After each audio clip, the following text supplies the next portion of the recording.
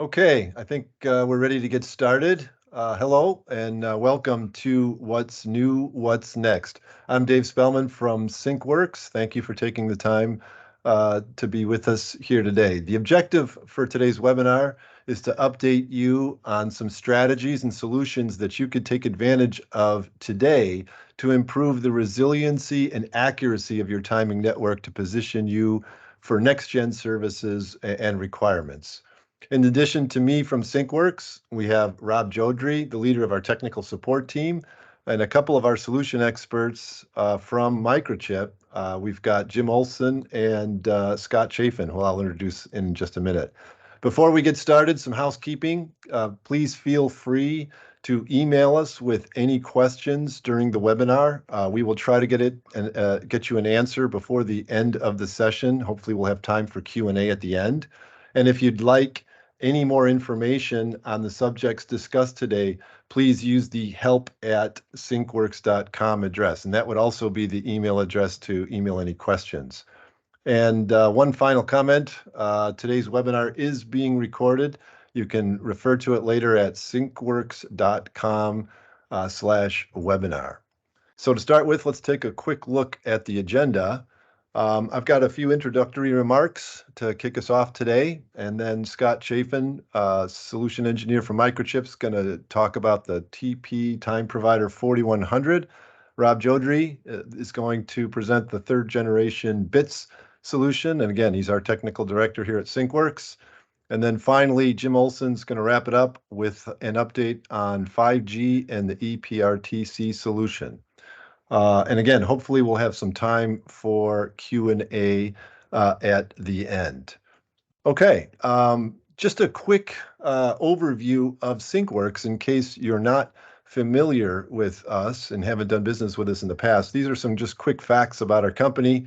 We're privately held systems integrator located down here in beautiful Ponte Verde, Florida, with over 20 years of experience in the industry. We're the largest stocking supplier of precision timing solutions in North America. We specialize in the telecom, cable, and critical infrastructure verticals, and we're a full service partner offering full lifecycle services from consultation, design, staging, implementation, and support. I'll talk a little bit more about that in just a second. Our values are responsiveness, exceptional responsiveness, flexibility, and obsessive customer satisfaction. Boy, that's a mouthful. And we live up to that every single day. So what is it that we do here? And I wanted to just share with you just briefly a quick highlight on what it is we do at Syncworks. I mean, essentially, the bottom line is we provide best-in-class support around Microchip's best-in-class products. And we do it using a proven process that we've refined over 20 years and thousands of projects in the verticals that I talked about before.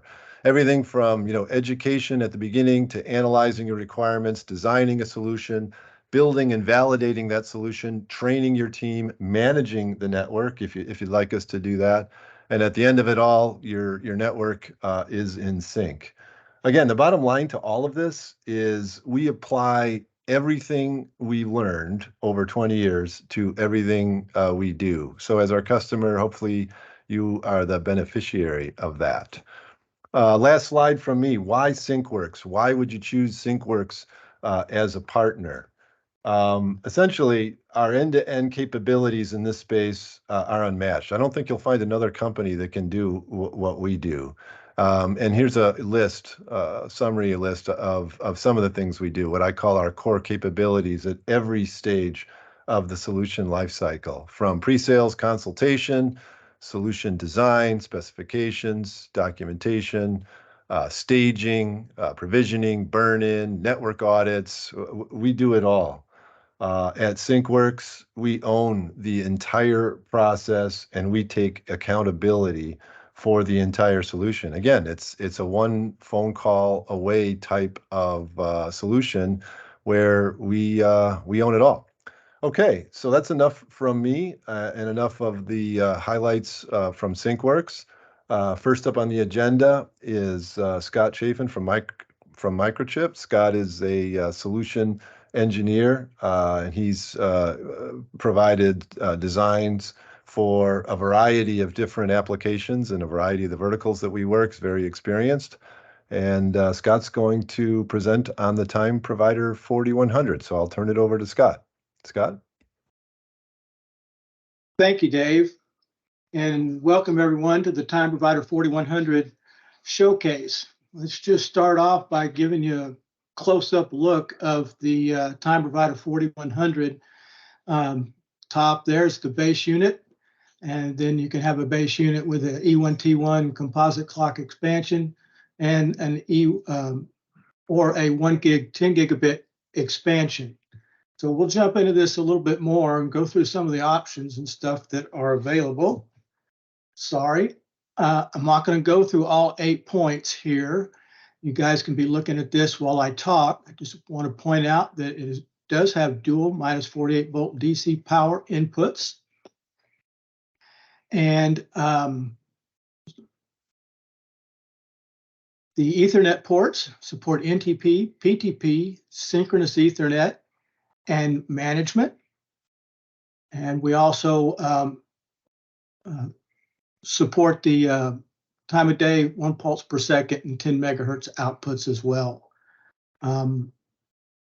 The number 2 there, the GNSS input, there is a multi-band option for this. And I'll talk a little bit more about multi-band in a slide in a moment or two. So the 4100 is a family of products. Our first release of the TimeProvider 4100 was the gateway clock. It's a frequency and time distribution system with multiple inputs and outputs. That's why we call it a gateway. It's a class A and B primary reference time clock. It is a enhanced primary reference time clock. It is a high performance boundary clock. And in our next release, 2.4, later this year, we will have an SSU mode. And I just want to point out here that with the technology of the enhanced PRTC and the high performance boundary clock, that enables a solution we refer to as a virtual primary reference time clock. And we're going to get more into that a little bit later today as well. Some of the attributes of the TimeProvider 4100. A lot of stuff here again. I won't cover it all. I want to point out that in the 4100 is accuracy, resiliency, and security. And under that resiliency point, I want to point out that the system is fanless. There's no moving parts. That translates to a very high mean time between failure. Also want to point out have options for the oscillators. Our rubidium is a laser-driven MAC rubidium. We also have a Super OCXO or OCXO option. And multiband, promise to talk to you a little bit more about multiband. We need to understand the difference between multi-constellation, GNSS, GPS, GLONASS, Galileo, Beidou, wide area augmentation, and things like that is what we get from GNSS. Multiband is different. Multiband gives us the ability to track L1 and L5 of the GPS constellation, and similarly for GLONASS, Galileo, and Beidou. So the little chart there on the right comes from our management system. And you see colors representing our constellations, and you see shades of color identifying L1 and L2 bands. Multiband becomes important for those applications that require precision, such as enhanced PRTC and high performance boundary clock.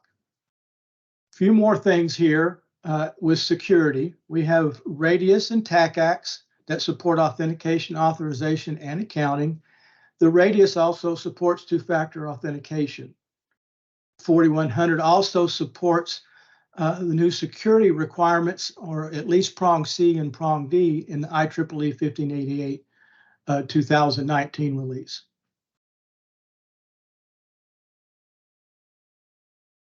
I believe I've already mentioned that the TimeProvider 4100 does support software redundancy. Put this up here just to kind of show you how that's laid out when we do it. Current release of software supports active and standby.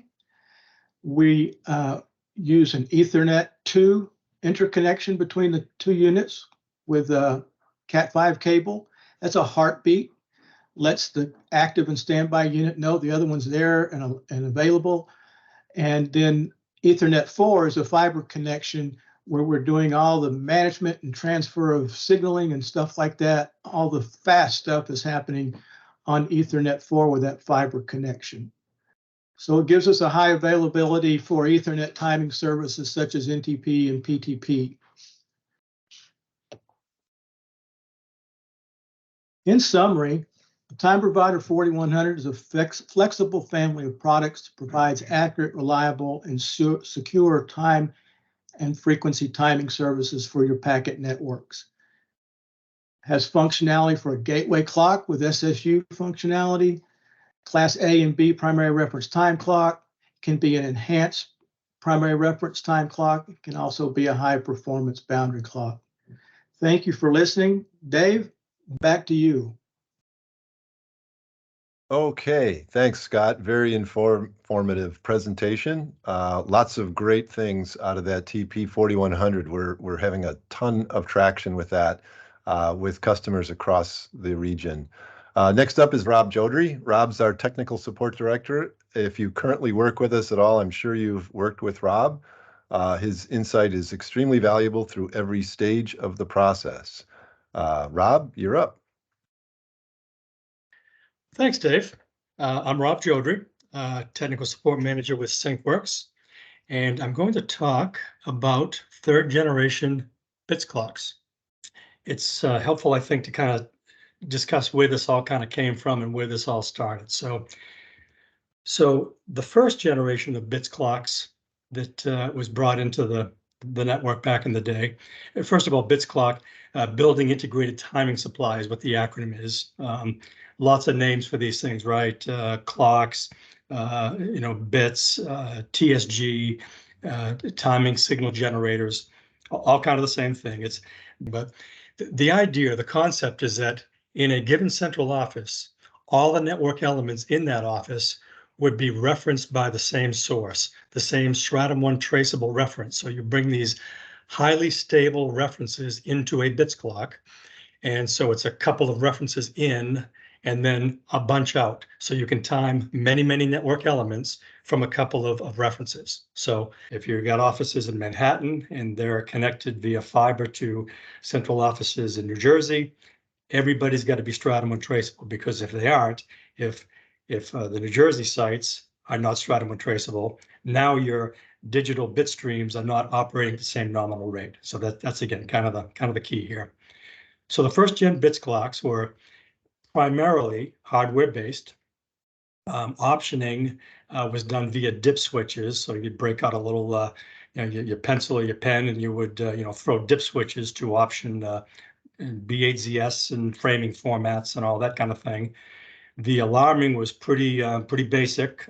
You had these discrete alarms, these contact closure alarms. You would get a minor, a major, or a critical. That's what you got. There was a major alarm. Didn't know what it was. You'd dispatch somebody there, and they'd check it out and see what was going on. So this notion of a bits clock, why do we deploy them? The communications network was evolving from frequency division multiplexing to time division multiplexing. And the systems that you still see in many cases today, when they were evolving, back in the 70s, 80s, and 90s, digital cross-connect systems, the old 3-1 DACs, they called them. You would multiplex T1s into T3s, digital carrier systems, digital switching machines, the Western Electric's 5ESS, Northern Telecom's DMS switches. These all needed timing because they were digital interfaces to these systems. The transport systems, SONET was everywhere. SONET and SDH in Europe, SONET here in North America. And SONET, the acronym Synchronous Optical Network, synchronous is the first word in the acronym. So that's what drove this need to get all the equipment tied to a common reference. And these first gen bits provided frequency-based timing. So it was a DS1, a framed DS1 signal, or a composite clock, a 64 kilobit digital signal. So the next round, the next generation of bits clocks, a big quantum leap, if you will, that came forward was they had improved processing capability. So by that I mean one big thing was there was an RJ45 connection to the backplane of the shelf usually, and you could plug that into a switch or a router, and you could remotely connect to it via IP. And that was a big thing. Now you could, be in a network operations center somewhere remotely, log in, look at alarms, configure things. You could, to protection switching, you could move active cards around, that kind of thing remotely. That was sort of there was a big sort of a drive in the workplace back then to decentralize the workforce. Rather than have a bunch of folks in every building everywhere, you would, centralize that work in a NOC center. You'd monitor and maintain, provision, configure the system remotely. So that was a big thing. And you also get to this point where you're actually getting alarms that were intelligible. It would tell you what the problem was: loss of signals, failed cards. These different issues would come in English, so you could see what you're into. They would report back, typically to a NOC center. So you're not just dealing with minor, major, critical alarms. You've got usable, intelligent information that you can make determinations about. Is this a big deal? Do I need somebody there? What have I got? So also some algorithms were added that enhanced overall system performance. When you lose your Stratum 1 inputs to a bits clock, it goes into holdover. So holdover could be improved using these more sophisticated processor-driven systems, but still primarily kind of a hardware-based system. They required specific plugins to do certain jobs. So now we find ourselves with these, what we're calling the third generation bits clocks, sync systems. These new systems have got to wear multiple hats. They have to do lots and lots of things. It's no longer a device that just generates T1s and composite clocks. Got to do a lot of things. The way I think about it is that it's got to look forward and provide services for the market and its new service requirements. But it's also got to keep an eye in the rearview mirror, right? So, and why is that? Well, all those systems we just talked about are still out there in significant quantities. These SONET systems, digital cross connects, multiplexers, the switches, channel banks, the D4 channel banks, they are being vacated significantly. But what we find is the services that are left behind, the last ones to go, are the most critical. E911, SS7 links. The SS7 links are call processing. That's how calls work through the network. You have to have those links.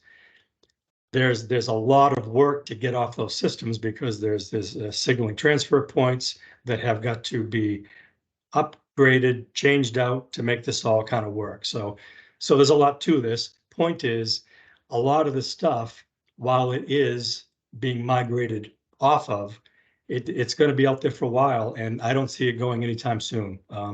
I heard first conversations back in the day in the 90s about SS7 links not being on D4 channel banks anymore. I mean, we do jobs all the time, and we look for the SS7 links to identify them, critical services. When we do our cutovers, you got to pay attention to that stuff. So it's out there, and we'll be gone someday, but it's going to take a while. So that's kind of one group of hats that the next gen bits have to handle. And then, of course, as we said, next generation stuff. Transport systems and timing both have been migrating to a packet-based format. So network elements that provide transport, like the old SONET systems, now this stuff is packet-based. And some of the transport systems, rather than having to directly wire from a bits clock, wires that bring a DS1 over to the backplane of that system to provide timing, now you can send packet timing, PTP, precision time protocol. It's a packet of data that's got timestamps in it that a device can use to derive time. So those are the drivers for the other hat these systems have to wear. So packet base is required for 5G. GPS backup, I'll talk about that in a minute. Next gen transport equipment, like I was talking about.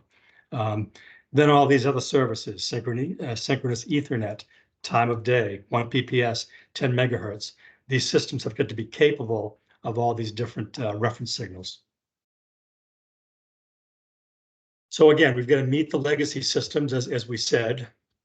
So one thing that it's got to do, and we do a lot of this here at Syncworks, is we go in with these TimeProvider 4100s, this third generation bits, and oftentimes we do have to replace these legacy manufacturer discontinued systems, getting more and more difficult to get parts. Syncworks actually has lots of parts for these legacy systems, but they, again, some of these systems are 30 plus years old, and they're just they're already beyond their end of life, but they're going to be gone someday, and we've got to have something take its place.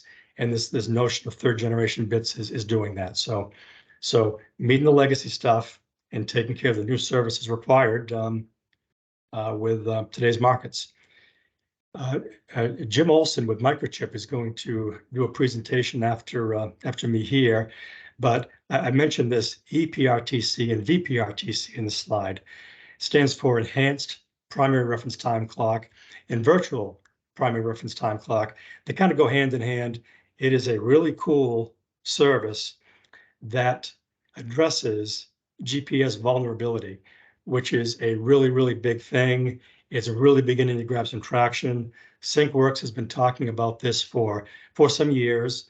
People understand that all of our eggs are in this GPS basket, and you know, people's heads nod when we talk about it. But as far as any movement on it, it's been hard to sort of get traction going, but it really is not the case. We've been attending seminars across the country.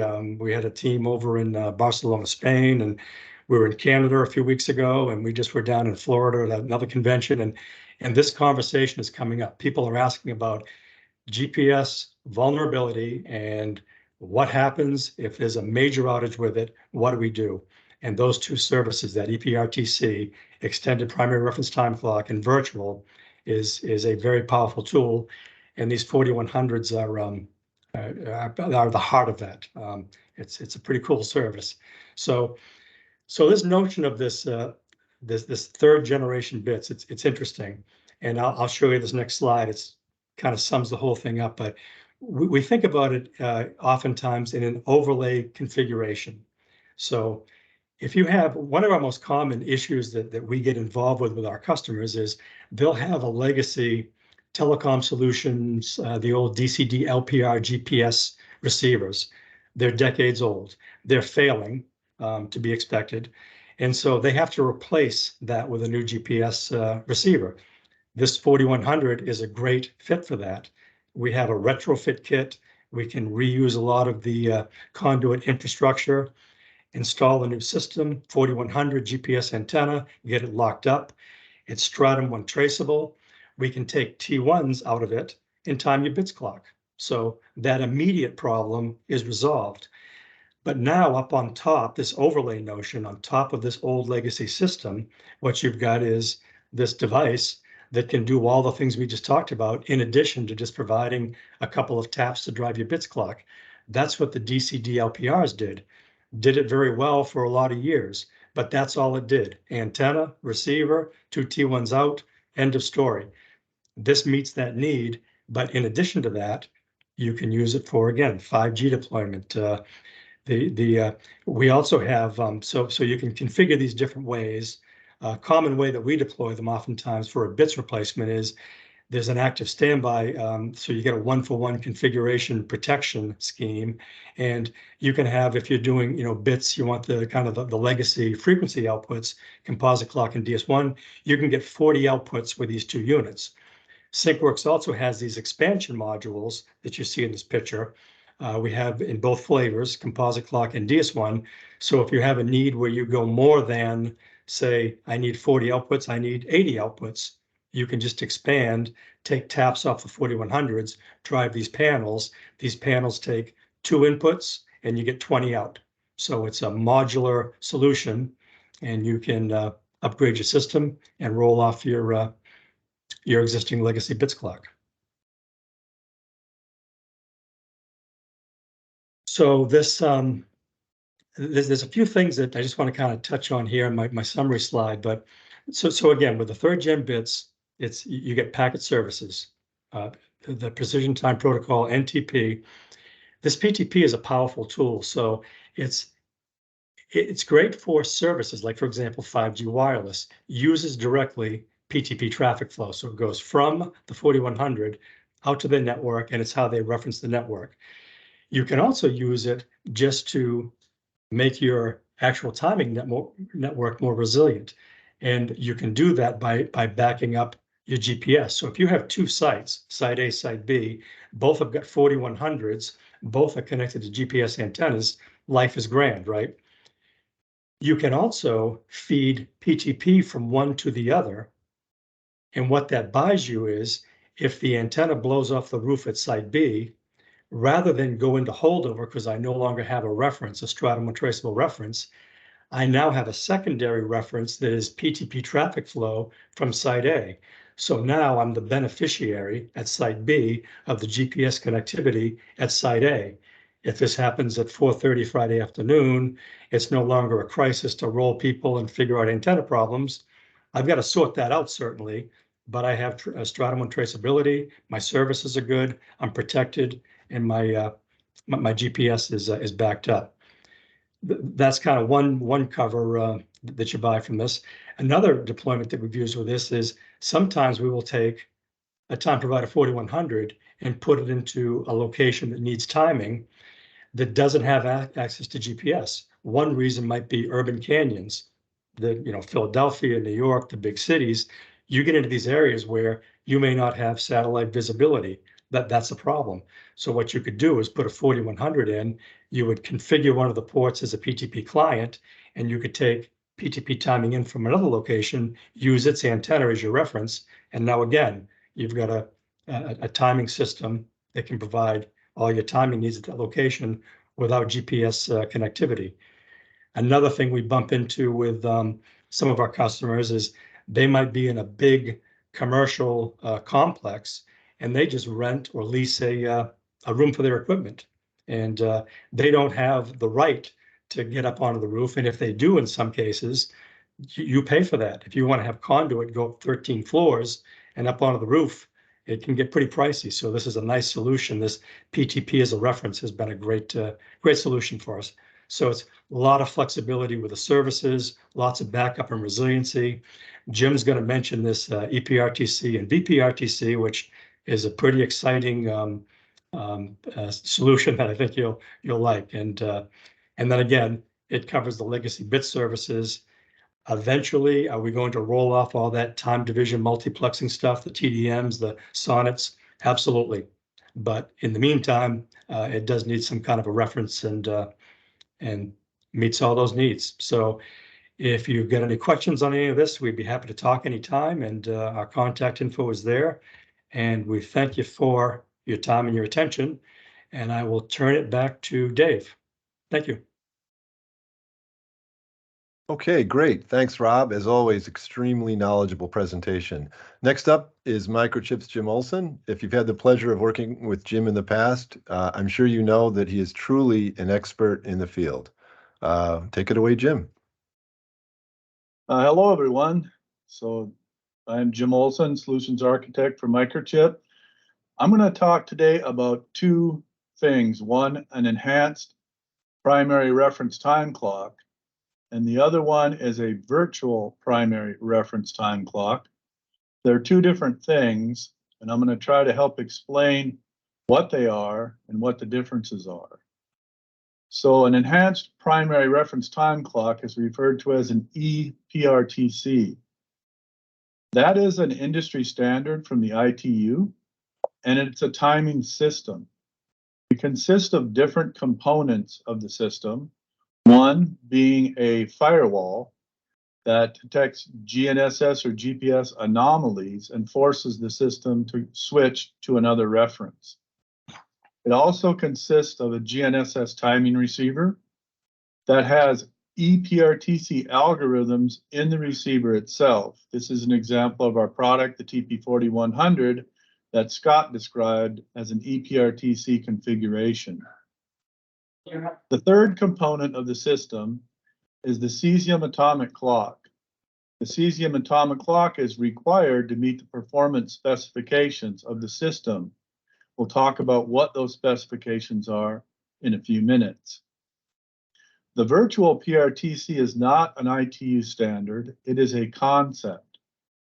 And the concept is that we want to deliver or create a PRTC function within 100 nanoseconds to UTC at some drop point in the network, typically an aggregation point, where no GNSS is going to be required. The components of a virtual PRTC is at least one, but typically two ePRTC systems for source clocking. It also needs an optical or OTN network to deliver the timing from the ePRTC location to the virtual PRTC location. We do that by using time transfer with PTP from the ePRTC to the virtual PRTC. So in this case, our source clock, the ePRTC, will track within 30 nanoseconds of UTC traceability. That allows us to create some level of time error when we do time transfer over the network and still meet the PRTC requirements of 100 nanoseconds to UTC at the virtual PRTC location. An enhanced primary reference time clock based on the ITU standards must track within 30 nanoseconds of UTC. Typically, these systems are probably around 15 nanoseconds or maybe better to UTC on a consistent basis. If GNSS or GPS becomes compromised and is no longer available, this ePRTC system must hold 100 nanoseconds for at least 14 days.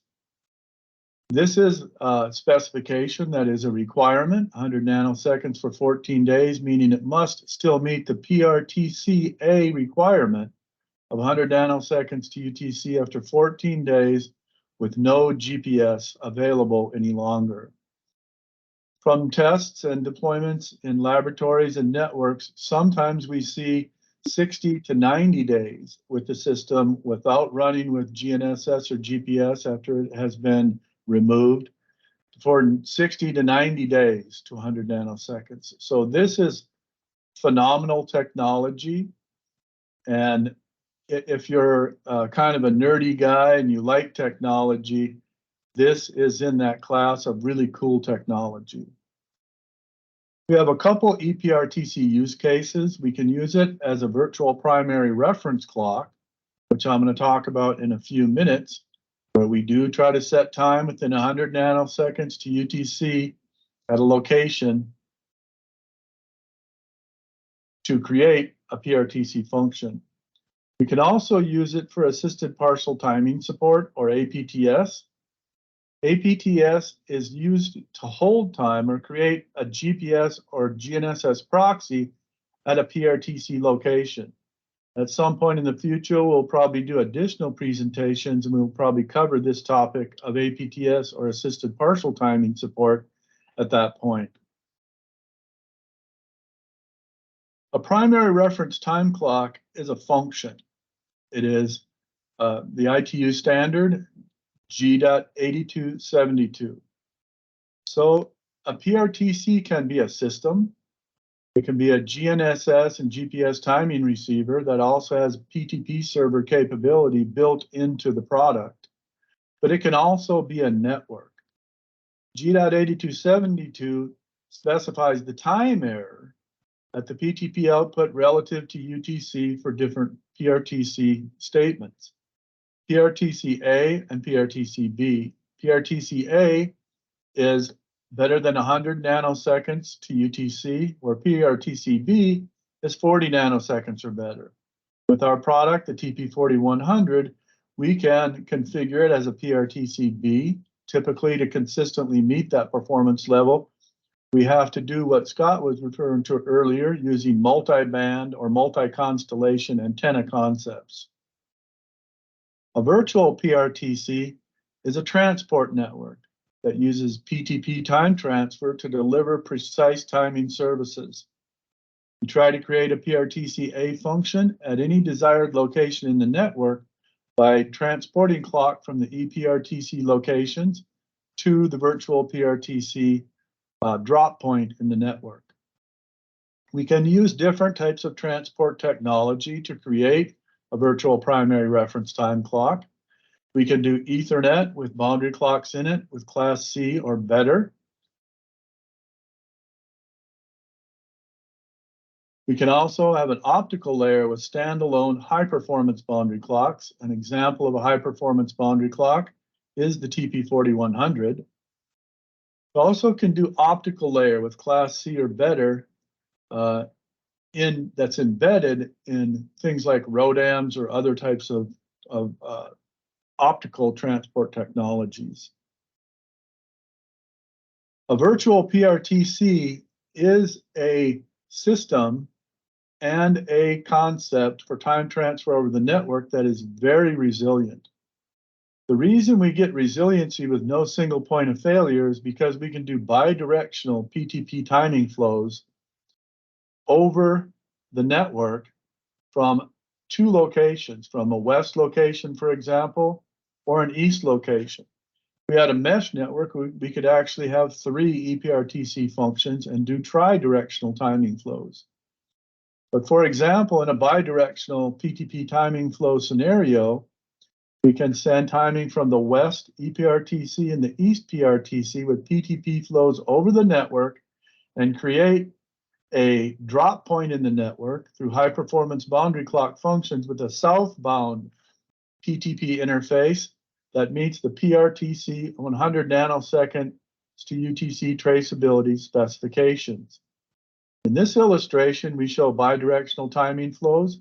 So if we have a fiber cut in one direction, we can continue to have timing flowing from the other direction as well as traffic. So we have a highly redundant, highly accurate, highly resilient way of delivering accurate timing and creating PRTC functionality at drop points in the network anywhere we desire. This illustration shows some examples of how to do optical timing methodologies. We can do timing in band over optical networks such as DWDM or ROADM products. If we look at number 2, we can also do timing over DWDM networks using external high-performance boundary clock functions. In many cases, the optical equipment in the networks does not support embedded timing. So in this case, we would send the timing around the DWDM muxes through a high-performance boundary clock that could be the TimeProvider 4100 to create our virtual PRTC function at the other end of the optical network. We could also do a hybrid sync solution that part of it is a virtual PRTC with external high-performance boundary clock functions, where part of the network may have embedded boundary clock functions, creating a hybrid environment for sync distribution. So in conclusion, a virtual PRTC with high-performance boundary clock attributes creates a stable, predictable transport for timing. It has to be a fast transport network. It cannot be necessarily older technology involved without using external high-performance boundary clock functions. We can deliver very deterministic time error with very fast protection. The TP4100 has built-in capabilities, for example, as an external high-performance boundary clock to take measurements and look at messages to switch references, for example, from an East PRTC to a West PRTC. This architecture is immune to GNSS problems such as interference or a loss of signal due to some sort of failure. So that is related to the EPRTC function that relies on the cesium atomic clock for enhanced holdover capability. So this is a controlled, managed, monitored PRTC network where we don't use GNSS at aggregations or edge points in the network. This allows operators to save money and create a redundant configuration that delivers accurate timing. So there's cost savings involved, and it delivers a timing network without single points of failure. So I hope this helps everybody get a little bit educated on enhanced primary reference time clock as a system function and virtual primary reference time clocks as a network to transfer time. That concludes my presentation for today. Thank you, and I guess at some point I'll be available to answer some questions. Okay, great. Thank you, Jim. I would agree, very cool technology. So excellent presentation. Looks like we do have time for just a few questions. I've got a few of them here that I'll start with. Looks like our first question is for Rob. The question is, how challenging is PTP deployment as a service or GPS backup? Rob? Yeah, not overly complicated or difficult. So there's, as with anything, there's certainly design considerations. You've got to look at the overall network. You've got to look at devices. You've got to look at bandwidth of ports. Primarily, however, if you've got a couple of network elements PTP capable, question one is, what do I want to do with the service? Am I concerned about frequency reconstruction? Am I concerned about frequency time phase? So there's choices about protocols, some administrative connectivity issues, and find it very easy. We recently did a job for a customer, had a couple of sites, 4100s, GPS connectivity. They wanted a GPS backup. And I mean, I think it was 40 minutes of configuration total and PTP traffic flow. And now what you've got is two systems locked to GPS, lose antenna at one site. Now you're not in holdover. You're taking timing from the other site, GPS traceability through that unit via PTP. So we found it's a great tool. Great. Thanks, Rob. Next question is one for Jim. Can you use an EPRTC without a cesium? And if so, what would the difference be in performance? So Dave, that's a good question. And I guess it would add on to some of the technical explanation around an EPRTC. So an EPRTC uses a cesium standard as a reference, and a cesium is a frequency device or a frequency standard atomic clock device. So when we apply the reference of the cesium to the GNSS receiver with the EPRTC algorithms, the EPRTC system GNSS timing receiver uses that data to collect the offset between the cesium standard and the signal or accuracy coming down from GPS or GNSS. So it measures and learns the offset between the cesium and the GPS signal. So if GPS is compromised after that learning algorithm is running for a few weeks, it continues to make corrections to the system because it knows what the difference is. So a cesium has a certain holdover capability. Typically that's about, it would be about a little less than 100 nanoseconds per day. But with that learning algorithm, continuously making corrections if GPS is no longer available, we can produce enhanced holdover to where we don't meet that 100 nanoseconds holdover that we would see one day from a free running cesium. In the EPRTC system, we can extend it to a couple of weeks or even possibly a couple months. So that's the function of the EPRTC algorithms in the receiver. So if we remove the cesium from the equation, we can only get the holdover performance of the GNSS receiver based on the quality of the internal oscillator. It could be a crystal oscillator or a rubidium oscillator. If you want to try to create an EPRTC function without using a cesium, you could do it, but you would only get the holdover of the internal oscillator. And the best choice, of course, would be a rubidium, but you wouldn't get that long-term protection for loss of GPS or GNSS without that cesium atomic clock standard. Great, Jim. Thanks for clarifying that. Looks like we have time for just one more question. Let's see. This one looks like it's for Rob. What would EPRTC need to be deployed at some or all sites in the network? Can you do it at just a few sites, or do you need to do it at all, Rob? Yeah, as Jim was saying, is typically just a few. Thankfully, you haven't got to deploy this at every location. So again, it comes down to kind of a network design consideration. What you've got is you've got to look at geography and kind of map things out. The idea here is to sort of strategically lay out these EPRTC locations. So you've got this area timing hub we refer to it as, and you've got this highly accurate clock. And if you do lose your antenna at that site with EPRTC capability, as Jim said, you've got this 14-day holdover where you're still connected and you're within that 100 nanosecond spec for 14 days. So if you're providing timing not only locally but to other sites, you're effectively at GPS connectivity performance without that antenna. So great service. It's pretty cool stuff.